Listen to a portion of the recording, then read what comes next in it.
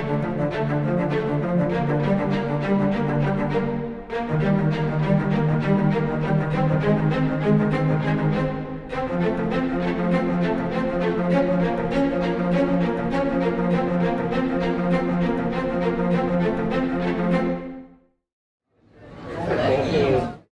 a tutti, allora iniziamo con la serata, vi do a tutti il benvenuto e vi ringrazio, siete davvero tanti questa sera. Quindi Alpini, di qui non si passa. Il titolo di questa mostra è una mostra che abbiamo scelto di dedicare agli alpini per la prossima adunata di Udine, che sarà qui dall'11 al 14 maggio, quindi fra pochissimi giorni. Abbiamo allestito molti quadri, sono 11 fra pittori, scultori e poeti che espongono qua dentro, quindi abbiamo riempito per bene la sala. Ringrazio anche gli altri organizzatori, quindi abbiamo in primis il professor Vito Sutto, che dopo farà la critica d'arte singolarmente a tutti gli artisti. Abbiamo Pia Molina con l'associazione Gordineto, APS, e il pittore Sergio Marino, che ringrazio nuovamente. Allora, prima di passare avanti vi illustro anche gli ospiti che abbiamo qui questa sera. Abbiamo il professor Ugo Falcone della Società Italiana di Storia Militare, lo scrittore e storico Mauro Tonino, pittore più avanti, ha detto che farà anche il pittore. E ringrazio anche per la presenza il consigliere comunale Matteo Mansi, che invito a dirci due parole. Se l'arte andasse ad incontrare i cittadini, perché l'arte è cultura, l'arte è crescita, l'arte è tutto. Un paese più moderno è, più vuol dire che l'arte ha un significato forte. E quindi concludo dicendo, appunto, mi ha fatto molto piacere, ho fatto di tutto per venire e in questa mia chiusura ringrazio anche il pittore Marino, che è un pittore straordinario, oltre anche al mio amico Milesi, che è favoloso nel suo modo di avvicinarsi all'arte natura, ma anche Giovanni Gabesi, che io ho conosciuto senza togliere niente a nessuno, ma con questi artisti ho avuto un piccolo rapporto anche personale. Non so come l'ho messa, ma comunque grazie. Ancora grazie a Matteo Mansi. Passo la parola a Pia Molina, coorganizzatrice della serata e della mostra, giusto per qualche parola. Allora, grazie a tutti, grazie a tutte le persone che sono intervenute questa sera. Abbiamo aperto questa mostra di alpini, grazie a tutti gli artisti che si sono prodigati a Sergio Marino, anche a darmi una mano, grazie mille. A Michael Pasut, a tutte le istituzioni intervenute, a Vito Sutto, che comunque è il nostro critico d'arte, vero Vito? Insomma, grazie, non so dire altro. Grazie a tutti voi. Lo scrittore storico Mauro Tonino. Allora, alcune brevi considerazioni. Mettere vicino arte e alpini non è semplice, però c'è qualcosa di estremamente interessante su questo. Il corpo degli alpini, nonostante sia un corpo molto antico, fondato nel 1872 per difendere i confini, tra l'altro credo sia il corpo di fanteria alpina più antico ancora in servizio, quindi insomma ha un passato estremamente glorioso, però è estremamente amato dal popolo ed è una cosa molto particolare, perché questo non accade alle altre forze militari. Tra l'altro nella sua lunga storia gli alpini sostanzialmente non si sono macchiati di cose che ad altre parti militari sono state accreditate. Per quanto riguarda i personaggi storici che appartennero agli alpini, vanno ricordati alcuni, anche se era più famoso per altro. Ad esempio Italo Balbo, come maresciallo dell'aria, era nella prima guerra mondiale un ufficiale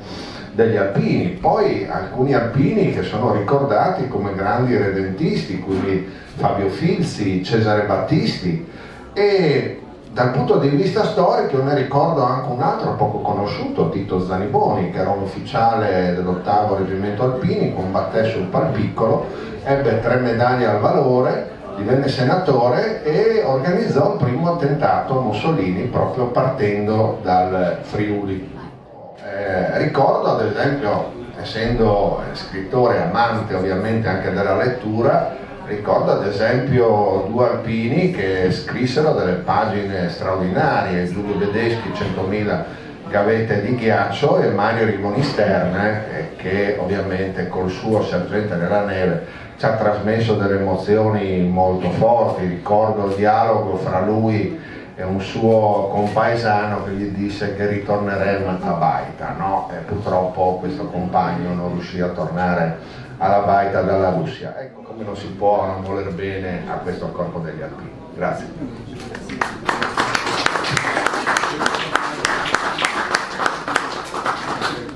Passiamo la parola al professor Ugo Falcone della Società Italiana di Storia Militare. Grazie. Sì, grazie architetto Pasut, grazie all'amico Tonino, grazie a Vittorio Sutto, grazie a voi. Ricordo anche gli enti che sono qui presenti, Club UNESCO, l'Associazione Endometriosi del Friuli Venezia Giulia con Sonia Manente, AGESC, Associazione Genitori Scuole Cattoliche, e tanti altri amici di associazioni che ci seguono in questo che sta diventando il circolo, no, culturale, è un laboratorio culturale, come diceva prima anche Manzi, che condivido le sue parole, è uno spazio privato aperto al pubblico che è fondamentale. E gli alpini per certi versi li ha ricordati poco fa Mauro Tonino nella seconda guerra mondiale, ma noi non possiamo non ricordare, oltre a queste dolorose, drammatiche vicende, anche gli episodi eroici,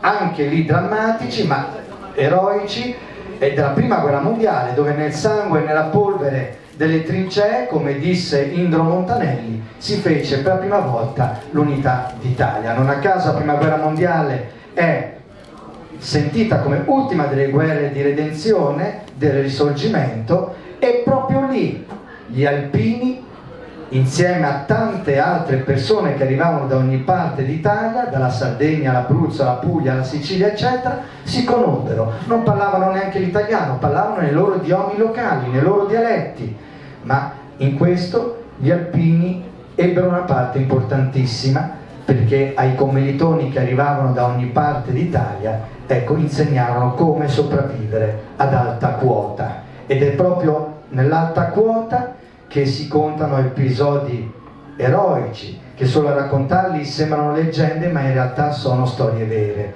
Gli alpini sono stati uno di quei corpi che hanno dato una grande mano in quel terribile terremoto del 1976, come tante altre forze armate ovviamente.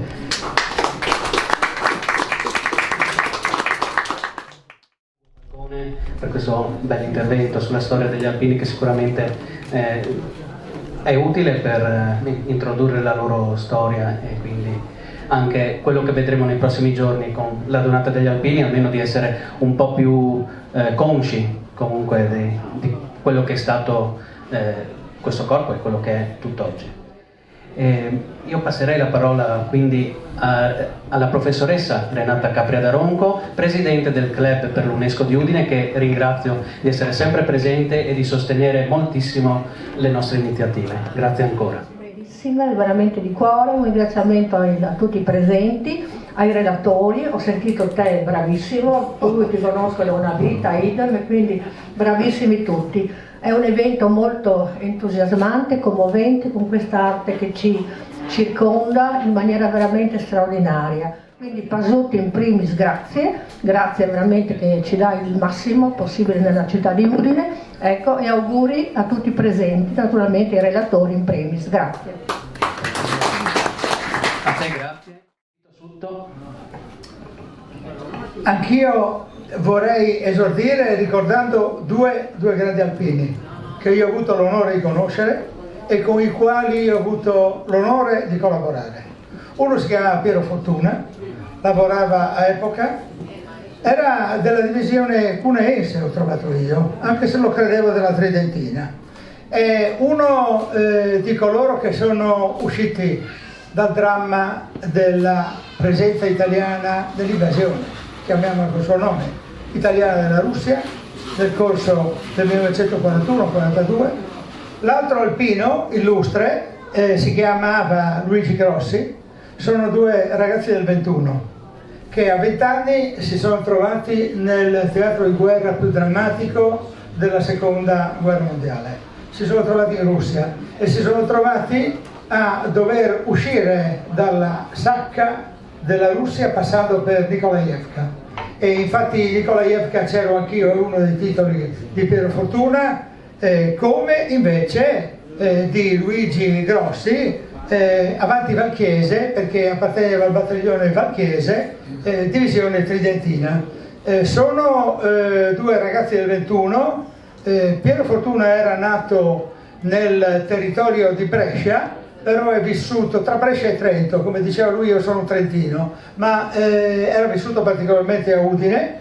Luigi Grossi era un funzionario della regione, più tardi uscito dalla Russia congelato un piede. Io ho avuto l'onore di salutare queste due persone, di conoscerle, perché hanno realizzato insieme diverse pubblicazioni, una delle quali è il libro Il Tempio di Cargnacco, che ricorda proprio quel monumento voluto da Carlo Caneva, a sua volta scrittore e autore di Calvario Bianco, che racconta il dramma della Giulia, della Tridentina e della Cuneiense. La Cuneiense fu assolutamente annientata. Uscirono dalla Russia, dal basso piano salvatico, solamente pochissimi reduci.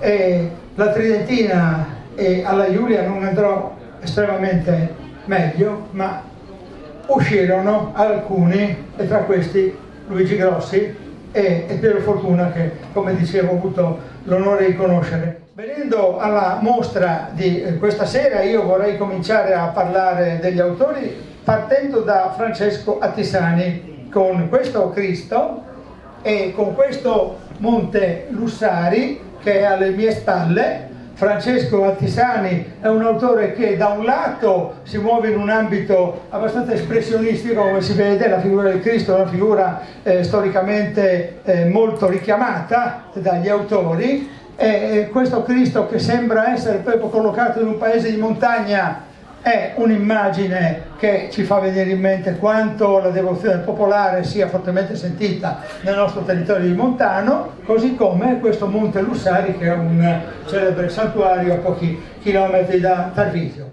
Voglio passare a Giorgio Bottò, le cui opere sono sulla loro destra, contrassegnate soprattutto da quel colore rosso, il quale assieme a Pier Paolo Freschi, che ci consegna delle liriche interessanti, ci parla della guerra sul Carso.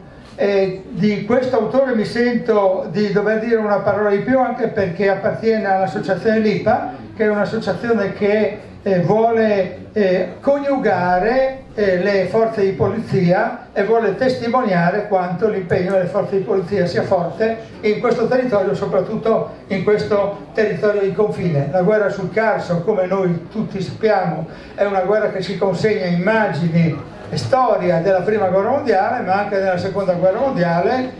Il Carso è stato oggetto di interesse strategico, perché la nostra regione, che si chiamava Regione del Litorale Adriatico, annessa, come scrive lo storico Antonio Brancati, annessa alla Germania, non soltanto occupata dalla Germania, come dicono altri storici come Camera Fabietti, annessa alla Germania, era zona di operazioni militari, e molti ex-alpini lavorarono lì sul Carso. Una parola per ecco, grazie. Ecco, io mi chiamo Giorgio Bottò, sono un piccolo artista, sono qui insieme a Pierpaolo Freschi, che è un poeta, e assieme a lui abbiamo iniziato un'avventura che si chiama Pitta Poesie. Abbiamo voluto unire i quadri alle poesie. A volte Pierpaolo scrive la poesia e io faccio il quadro, a volte io faccio il quadro e lui fa la poesia. Ecco, questi sono alcuni dei quadri che ho fatto sulla prima guerra mondiale, nel particolare questo rappresentava una trincea. Questo era come un viaggio nel tempo col Schönbrunn Tunnel, che è il tunnel che si trova sul Monte San Michele, in provincia di Gorizia, ed era come fosse un satellite, un viaggio proprio nel tempo. Uno è dedicato agli alpini, che è qui, e l'altro era proprio al 15-18. al mio amico, non vuoi parlare, a Pierpaolo Freschi, che è il nostro poeta, che potete leggere le poesie. Grazie ancora e buonasera. Giorgio Sbordò, grazie. Complimenti. Raccontando Giovanni Gabassi, che si esprime anche lui in un mondo molto espressionistico, molto libero. La tematica della pace è la tematica che tratta Gabassi, soprattutto in questo primo passo che ho io alla mia sinistra, per voi la destra, dove si vede questa colomba che è un po' il simbolo della pace, un richiamo picassiano, e poi c'è la Statua della Libertà, perché pace qualche volta corrisponde alla libertà. Invito a conoscere Giovanni Gabassi a Palmanova, la sua città. Giovanni Gabassi ha realizzato tutte le opere che raccontano la struttura della città costruita dai veneziani alla fine del Cinquecento, quindi invito a conoscere Giovanni Gabassi anche per quelle che sono le sue opere, che sono i disegni nella piazza proprio centrale di Palmanova. Sono Giovanni Gabassi e sono qui con 3 mie opere che ho presentato per la collettiva in omaggio agli alpini che verranno qui a Udine a maggio, e questo è il mio modo di esprimermi ed ecco qui le mie opere. Grazie e buonasera e viva gli alpini. Siamo a Marino Milesi con questo orologio che è un po' il simbolo del tempo che passa, perché l'orologio racconta quanto la nostra esistenza sia veloce e anche frammentata qualche volta, la velocità delle azioni che noi svolgiamo, la velocità della vita che noi percorriamo, come in queste opere che si trovano qui sulla loro sinistra, che sono queste 3, oltre il crocefisso, queste 3 che raccontano la storia dell'esistenza, la gioventù, la maturità e il declino, perché nella storia della vita c'è la gioventù, c'è la maturità e c'è anche il declino. Marino Milesi, se ci sei ti diamo immediatamente la parola. Buonasera a tutti. Diciamo che io sono un neofita dell'arte, nel senso che dopo il collocamento in Quesenza mi sono messo a fare un po' di queste opere. Sono tutte opere che vengono da quello che la natura mi passa per mano, diciamola così, quindi la stragrande maggioranza è una corteccia di profondità dei pini marittimi di Lignano, con i quali poi ho costruito tutti e 3 gli alberi.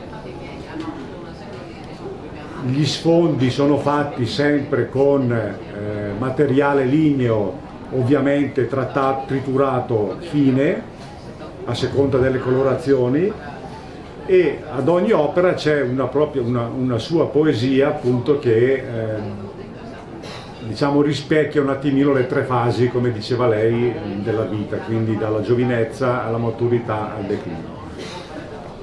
L'orologio è stato realizzato con le rondelle del cedro bicentenario che c'era al Castello di Udine. Quando è stato tagliato, assieme all'associazione abbiamo devoluto i ricavi ad una famiglia bisognosa di Udine. Io me ne sono preso un po', ovviamente le sto appunto realizzando come opere come queste, insomma. Il cappello dell'alpino è un po' il simbolo di questo mondo. Io passerei la parola anche a Roberta, se vuole intervenire brevemente per raccontare come nasce la sua opera. Il cappello alpino classico e ho messo le stelle alpine sempre nel mio stile e dato un po' di armonia mettendo i colori in mandala come faccio nei miei quadri. E grazie Pia per tutte le opportunità che mi dai anche per Lo meriti. Brava. Grazie Roberta. Dare una voce ai giovani. Giusto, è brava. Sei brava e meriti questo, veramente. E anche Pia è bravissima. Grazie a Pia che sono schegge di bombe, sono armi che sono servite per obiettivi bellici e che diventano e sono consegnate a questo messaggio di pace come questa Madonna della Pace che lui presenta e queste altre figure che richiamano a noi in mente come l'arte figurativa è il servizio della nostra civiltà. La guerra è superata dalla pace, le armi che sono state di guerra diventano armi di pace, l'arma dello scultore. Velocemente, se anche Sergio Pacori vuole dare due parole di testimonianza, lo ringraziamo. Ma io sono contento di aver fatto queste sculture che rappresentano l'alpino che sarebbe proprio il ricordo di mio padre che è stato mandato in Albania nel 1939.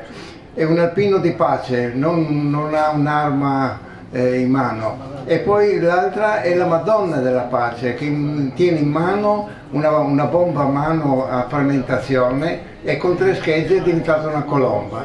Le schegge sono tutte schegge di ghisa modellate dallo scoppio e quindi una diversa dall'altra. Quindi questo qua, mentre la testa è un proiettile da 75 mm di produzione italiana. Queste sono le mie opere, un po' di quelle sono qua, ma altre tantissime sono a casa mia. Per esempio in Ungheria, perché io faccio parte del gruppo alpini di Gradisca, mi hanno chiesto di fare delle sculture per il presidente dell'Ungheria e io ho fatto 2 soldati, uno italiano e uno austro-ungarico che si danno la mano. Ma quello che mi ha più preso il cuore è che quando ho fatto una scultura per il cimitero di Győr, dove sono sepolti i soldati italiani morti lassù in prigionia, e era una pietra del calcio con tanti buchi, sotto c'erano le schegge, c'era un reticolato con delle schegge che sembra una bomba che sta scoppiando, sopra 2 pugnali riversi verso il basso che dicono che esprimono che la battaglia è finita, però in cima ho messo un fiore, vuol dire che anche dopo la tragedia la vita continua. Grazie. Bravo. Con queste piume alpine, caratterizzata la sua opera da questa presenza delle piume, è l'opera più in alto sulla loro sinistra. Non c'è, ecco, invito a vedere quell'opera che ha questa tonalità che richiama il colore caldo della montagna e della terra. Passo a Sergio Marino, che mi piace ricordare soprattutto per questo citazionismo suo. Lui racconta, sto parlando stagialmente adesso di Sergio Marino, anche il bacio di Hayes. Il patriota parte per la guerra e bacia la sua donna. Quest'opera celeberrima di Hayes è conservata alla Galleria di Brera di Milano. Sergio Marino, che è stato insignito anche del premio UNESCO per la pace, al quale passo la parola per chiedergli proprio che cosa significa per lui avere ricevuto questo premio UNESCO per la pace. Io ogni anno partecipo al concorso della pace e un anno sono stato insignito non con questi quadri ma con un cavallo che era il simbolo della pace in quel momento. Invece no, io vorrei parlare invece di questi quadri che ho presentato in questa mostra, perché ho cercato di sviluppare l'alpino in varie situazioni. Cioè c'è un quadro, ad esempio quello scuro, che è l'alpino che facete parte dell'ONU. Quindi per la pace, infatti la missione dell'ONU, anche quello è stato presentato per un premio di pace. Poi c'è, come hai ricordato Vittorio, il bacio famoso, poi c'è l'alpino sulla roccia con l'asino, col mulo che sta in mezzo alla tempesta. E poi ci sono le bandiere. Ci sono le bandiere che ho fatto indubbiamente, poi ho voluto un po' sdrammatizzare la cosa facendo l'alpino che beve il vino nella sua garita, quello in fondo. Beve il vino, Grazie. Quindi ho fatto tutta la gamma. Grazie Sergio. A conoscere Alessandra Plett, che è l'artista che troviamo a metà sala, sulla loro destra, con questo alpino che sembra vegliare sulle montagne, e quest'aquila che rappresenta un po' la nostra Aquileia, storia romana, e un po' che rappresenta l'Aquila, simbolo della regione Friuli-Venezia Giulia, oltre che l'uccello per definizione della montagna. Ma si osservi come Alessandra Plett si determina in un disegno molto deciso, molto realistico, con una forza espressiva notevole.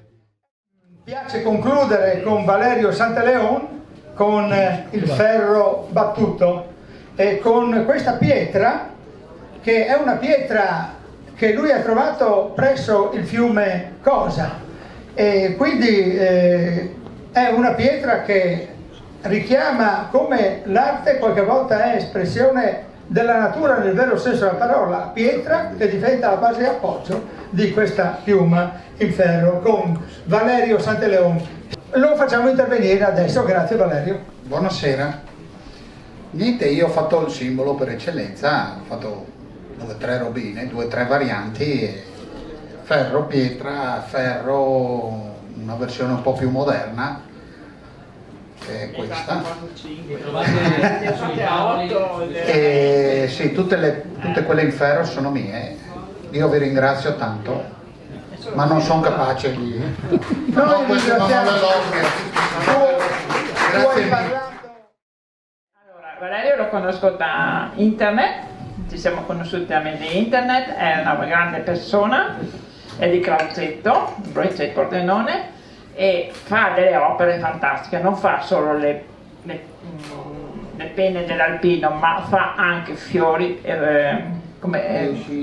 pesci, tutta la natura in ferro battuto, ed è una cosa meravigliosa, veramente, bravo. Grazie allora a Piamolina per l'organizzazione di questa mostra, perché tutti gli artisti li ha individuati lei, e io lascio la parola per la conclusione all'architetto Michael Pasut.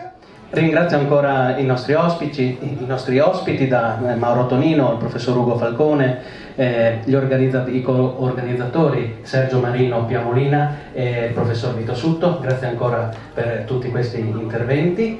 Ringraziamo anche il videomaker Gian Pietro Nadalutti, Backstream Productions.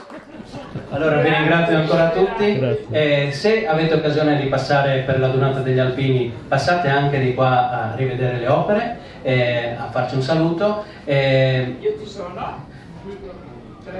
Durante la Dunata vi ricordo che alcuni artisti esporranno anche le loro opere all'esterno nel nostro plateatico, quindi nelle zone dei dehors esterni, quindi ci saranno anche altre opere, e assieme ad alcuni artisti ci sarà anche Ca Lovisotto, che è un'azienda di vini, la zona di Prepotto, e ci porteranno i loro vini che li avete già provati, perché chi di voi è stato in alcune scorse edizioni delle mostre. Abbiamo presentato la ribolla gialla sia in anfora che in barrique, e anche il loro schioppettino, e quindi vi invito a tornare proprio per assaggiare questi vini, ma non solo questi, ma anche tutti gli artisti che esporranno, e per chi vuole ci saranno anche tutte le opere in vendita, e chi volesse anche avere delle bandiere italiane personalizzate, anche quelle saranno in vendita, e vi consiglio di passare qua perché sicuramente ci saranno delle sorprese.